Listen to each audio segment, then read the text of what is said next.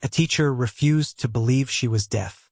What happened next changed everything about how we listen to those who can't speak for themselves.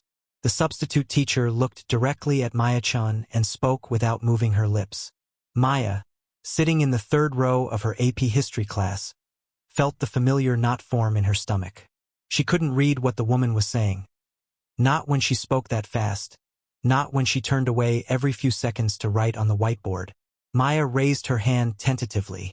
The substitute, Mrs. Patterson according to the name scrawled on the board, glanced over and nodded curtly before continuing her rapid-fire lecture about the Industrial Revolution. 16-year-old Maya had been deaf since birth, but she'd learned to navigate the hearing world with remarkable skill. She read lips fluently, used ASL with her interpreter when available, and had learned to advocate for herself in most situations. Her regular teacher, Mr. Rodriguez, always made sure she could see his face when he spoke and provided written notes for complex discussions. But today was different. Today, Mrs. Patterson had arrived 20 minutes late, dismissing Maya's regular interpreter with a wave of her hand. "We won't need that today," she'd announced briskly. "I prefer a more traditional classroom environment." Maya's interpreter, Sarah, had looked confused. "Maya is deaf. She needs—" "I'm sure she can manage for one day," Mrs. Patterson had interrupted. "Children today are far too dependent on accommodations." Sarah had reluctantly gathered her things, shooting Maya an apologetic look. "I'll talk to the office," she'd mouthed clearly. That was 40 minutes ago.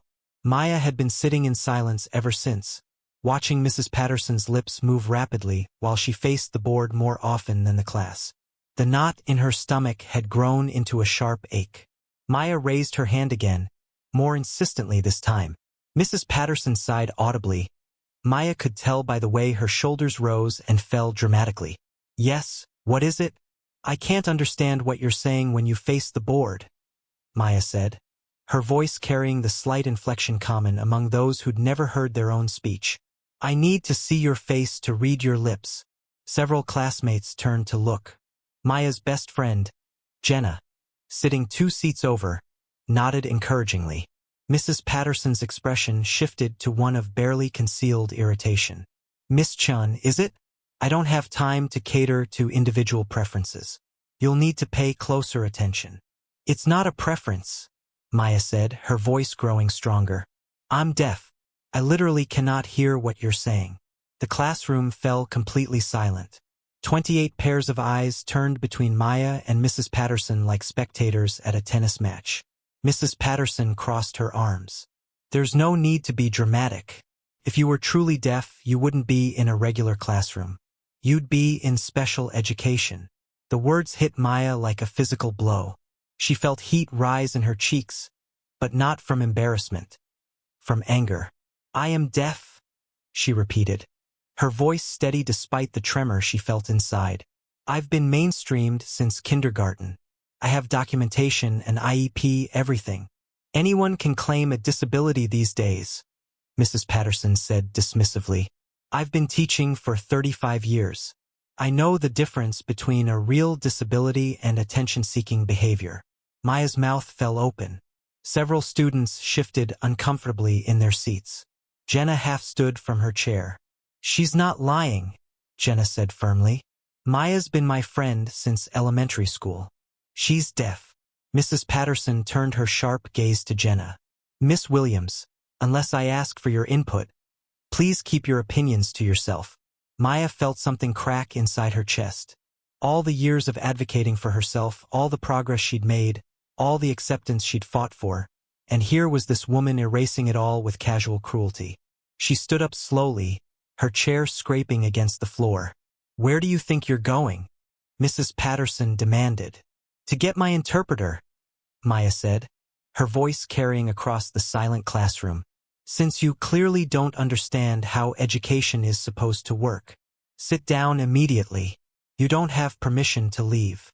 Maya paused at her desk, looking directly at Mrs. Patterson.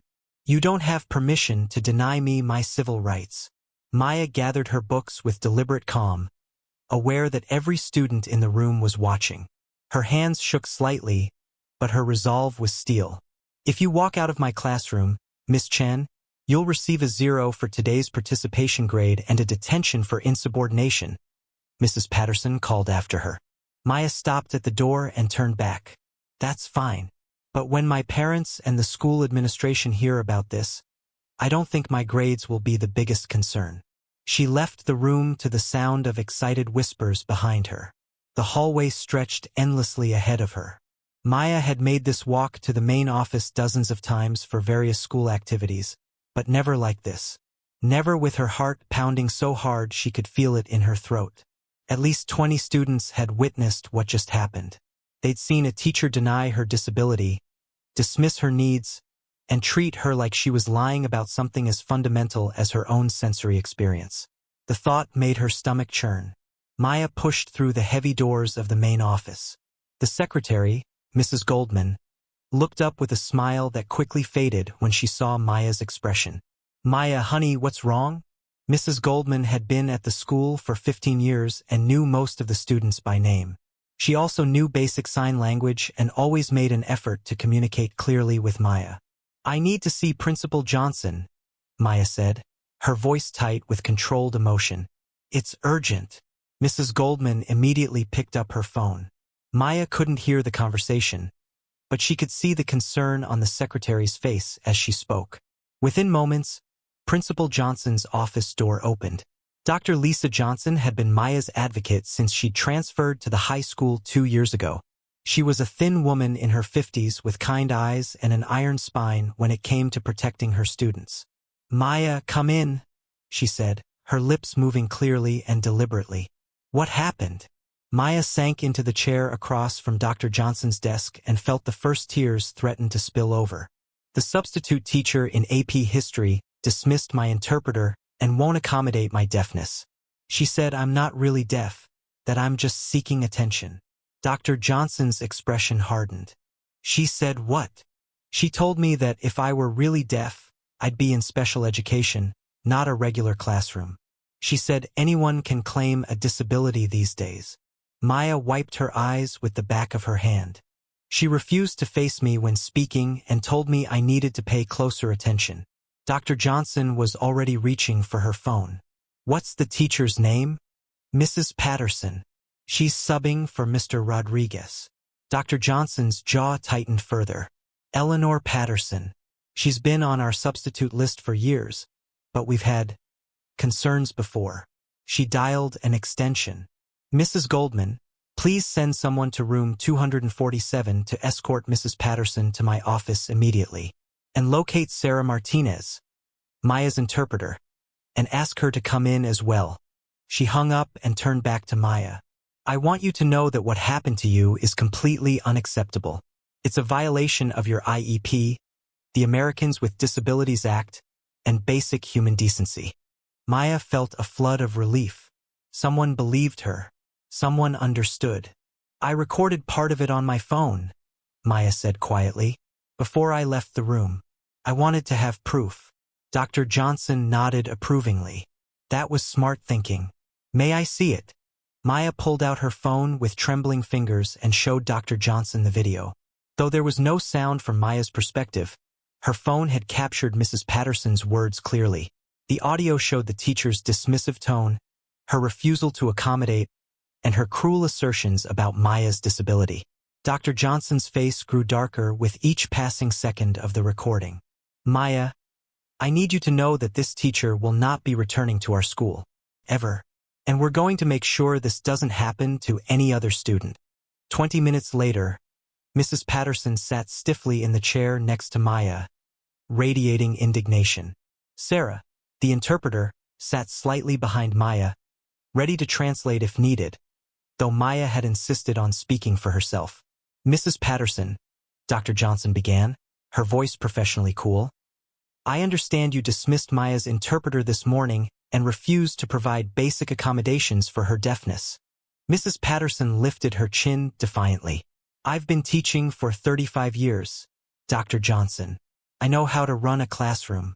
That girl was being disruptive and demanding special treatment. Special treatment?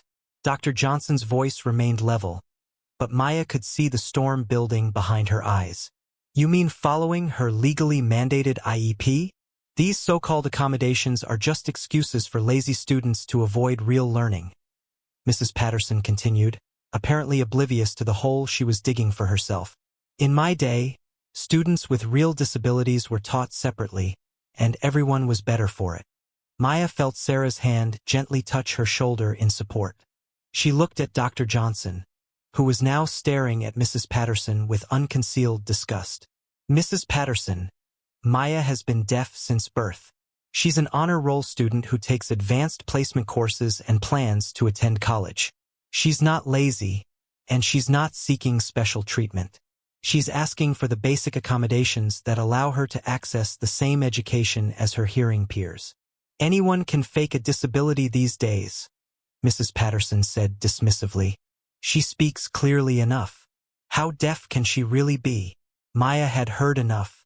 She stood up slowly, her chair scraping against the floor just as it had in the classroom.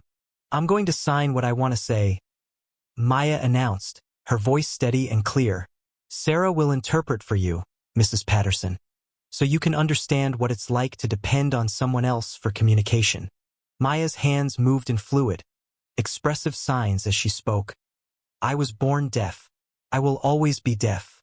I speak clearly because I've worked with speech therapists for 16 years. I read lips because I've trained myself to do it since I was 3. I succeed in regular education because people like Mr. Rodriguez and Dr. Johnson believe in me and provide the accommodations I need to learn. Sarah's voice followed Maya's hands. I was born deaf. I will always be deaf. I speak clearly because I've worked with speech therapists for 16 years. Maya continued signing. You assumed I was lying because my disability isn't visible enough for you. You dismissed my interpreter because you think accommodations are weakness. You denied my basic civil rights because you believe disabled students belong somewhere else. Away from you. Mrs. Patterson's face had gone pale. Maya's signs became more emphatic. But I'm not going anywhere. I belong here just as much as every hearing student. And your ignorance doesn't change my right to an equal education. When Sarah finished interpreting, the office fell silent except for the quiet hum of the air conditioning. Dr. Johnson spoke first. Mrs. Patterson, your services are no longer needed at this school. Please gather your things and leave immediately. Mrs. Patterson's mouth opened and closed like a fish out of water. You can't. I have a contract. A substitute contract that can be terminated at any time for cause. Dr. Johnson cut her off. Discriminating against a student with disabilities is absolutely cause for termination. Mrs. Patterson stood abruptly, her face flushed with anger and embarrassment. This is ridiculous. You're all too sensitive these days. When I was young, when you were young, students like Maya were hidden away and denied an education, Dr. Johnson said coldly. Thank goodness we've evolved beyond that. Mrs. Patterson gathered her purse and stalked toward the door. Just before leaving, she turned back with one final barb. That girl will never survive in the real world if everyone keeps coddling her. Maya stood up again, her eyes blazing. I don't need coddling, Mrs. Patterson. I need respect. And someday, I'm going to be a civil rights lawyer, fighting for students like me, so they never have to sit through what I experienced today. The words surprised even Maya. She hadn't realized until that moment that she'd made that decision, but saying it out loud felt absolutely right. Mrs. Patterson left without another word. Dr. Johnson turned to Maya with admiration clear in her eyes. A civil rights lawyer? Maya nodded, feeling more certain with each passing second. Someone needs to make sure this doesn't happen to other kids. With your grades and your passion, I have no doubt you'll accomplish that goal, Dr. Johnson said. But first, let's deal with the immediate situation. She picked up her phone again. Mrs. Goldman, please call Maya's parents and ask them to come in at their earliest convenience. Also, I want every substitute teacher on our list to attend a mandatory training session on disabilities and accommodations before they're allowed in another classroom. Maya felt a surge of gratitude. Thank you for believing me. Maya, you never should have had to fight for basic respect, Dr. Johnson replied. But I'm proud of how you handled yourself today. You showed more maturity and grace than that teacher ever has. Sarah, who had been quietly observing, finally spoke up. What Mrs. Patterson did today was illegal. Maya would have grounds for a discrimination complaint if she wanted to file one. Maya considered this.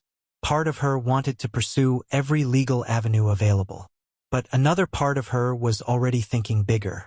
I don't want to just file a complaint, Maya said slowly. I want to make sure this never happens again. To anyone. Dr. Johnson leaned forward with interest. What do you have in mind? I want to speak to the school board. I want to tell them what happened today and propose mandatory disability awareness training for all staff and substitutes. I want to create a system where students like me have a clear, safe way to report discrimination. Dr. Johnson smiled. I think that's an excellent idea. Would you be comfortable speaking at next week's board meeting? Maya's heart raced at the thought, but she nodded firmly. Yes, and I want to invite other students with disabilities to share their experiences too. Consider it done, Dr. Johnson said. I'll call the board president this afternoon.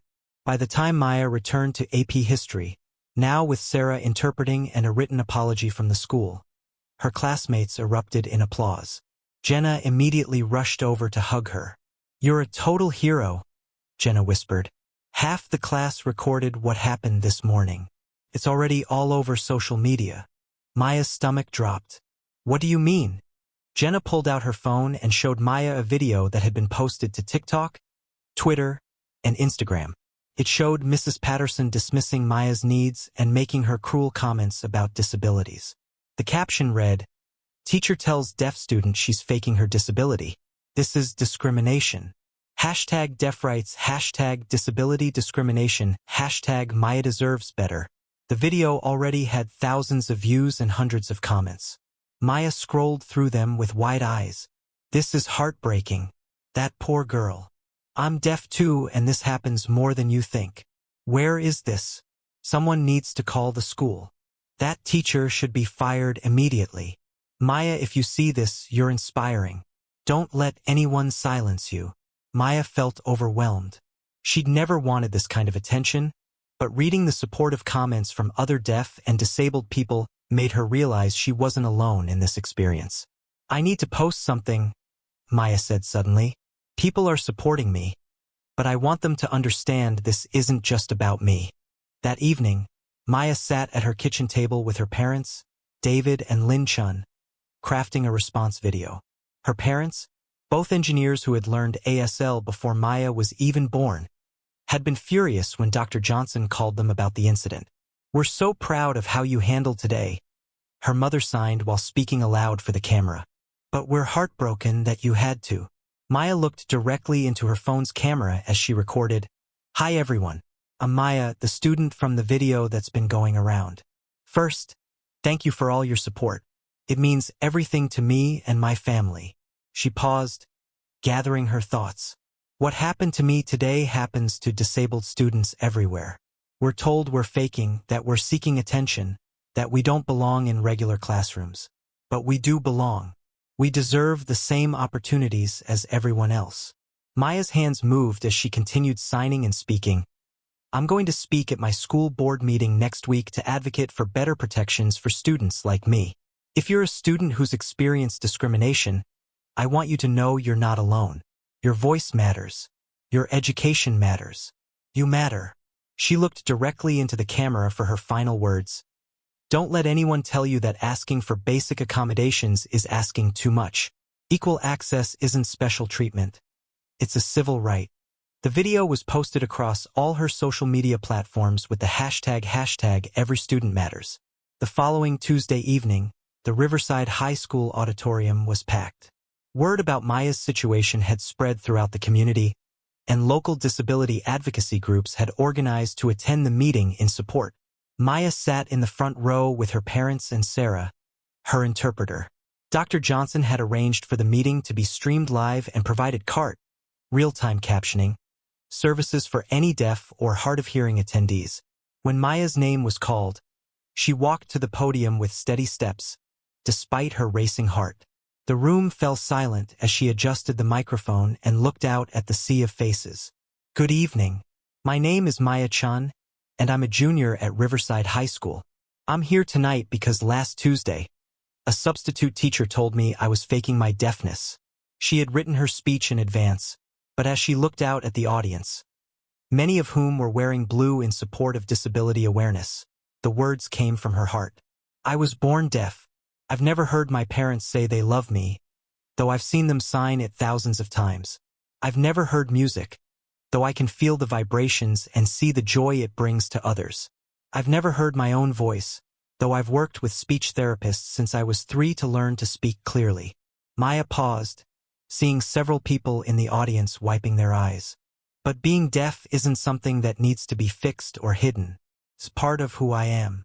And with the right accommodations, interpreters, assistive technology, teachers who face me when they speak, I can learn anything any hearing student can learn. She looked directly at the school board members. What I'm asking for tonight isn't special treatment. It's equal treatment.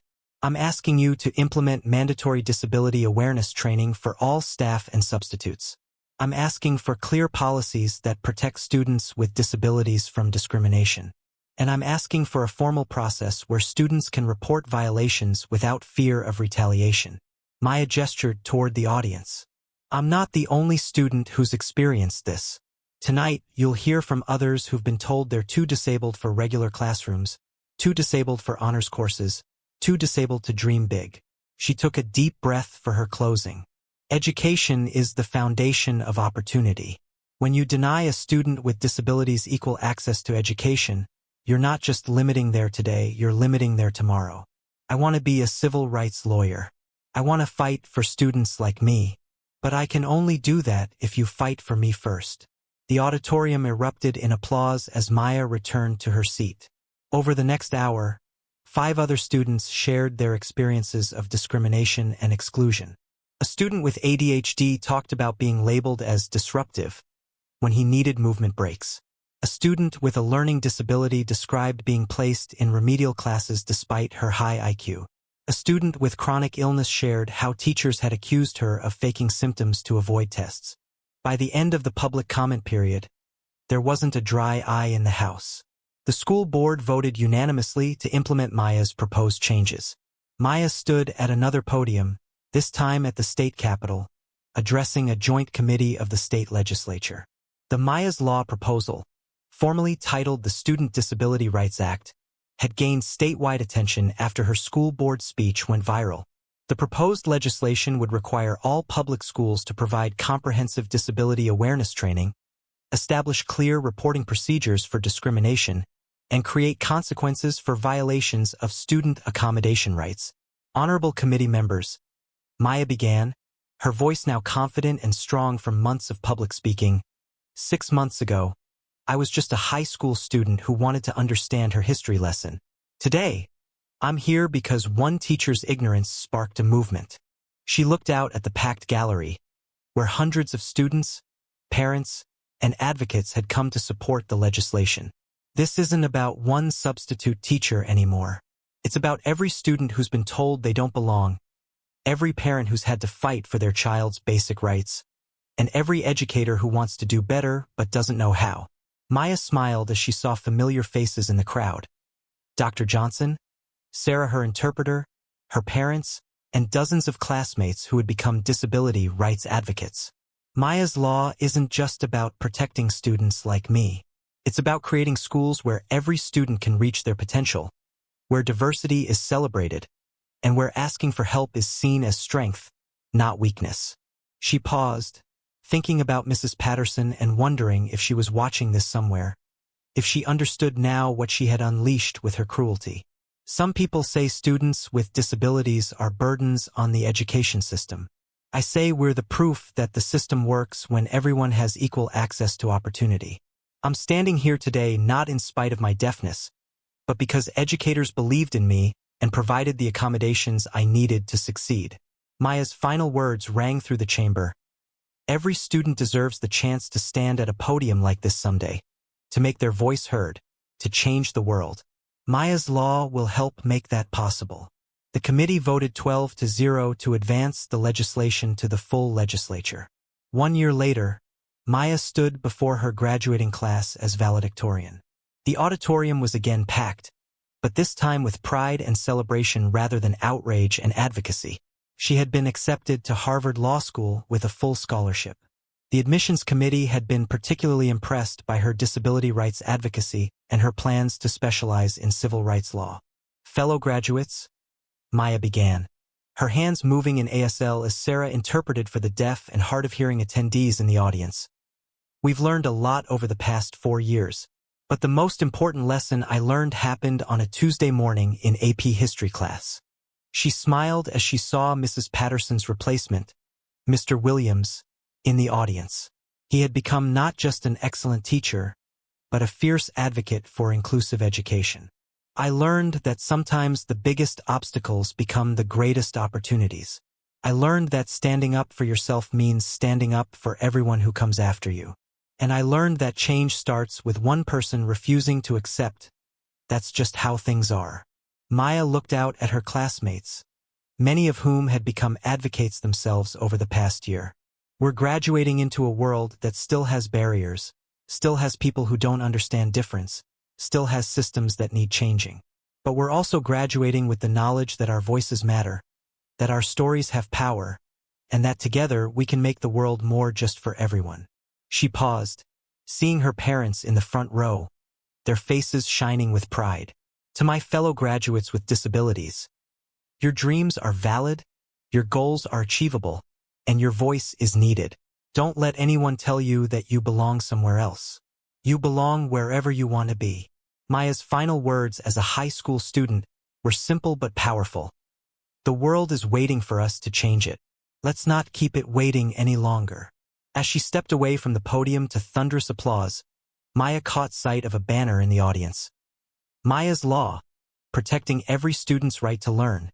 It had been signed by over 50 students, teachers, and community members. Maya smiled, thinking about the scared 16-year-old who had walked out of AP history just over a year ago. That girl had been fighting just to be heard in one classroom. Now, she was ready to fight for every classroom, every student, every voice that needed amplifying. The real work was just beginning.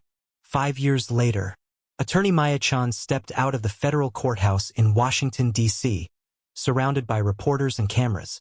She had just argued her first case before the Supreme Court, a landmark disability rights case that would determine access to education for students with disabilities nationwide.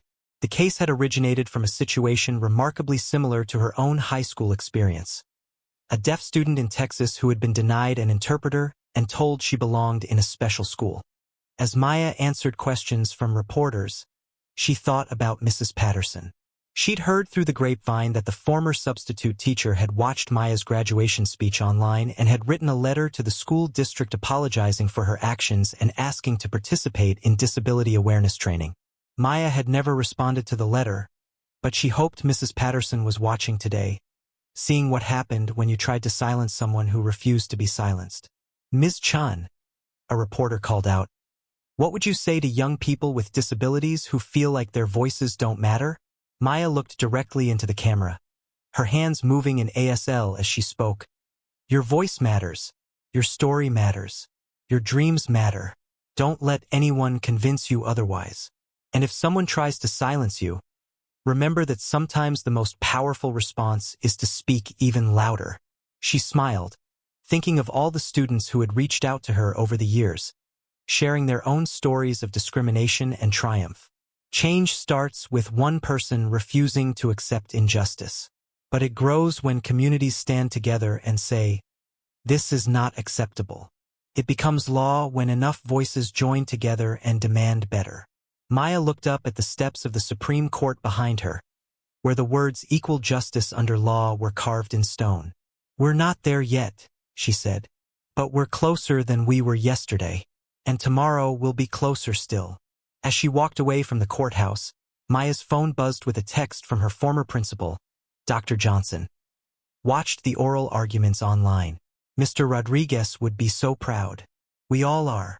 Maya smiled, remembering the teacher who had always made sure she could see his face when he spoke, who had never once doubted her ability to succeed. She had kept her promise.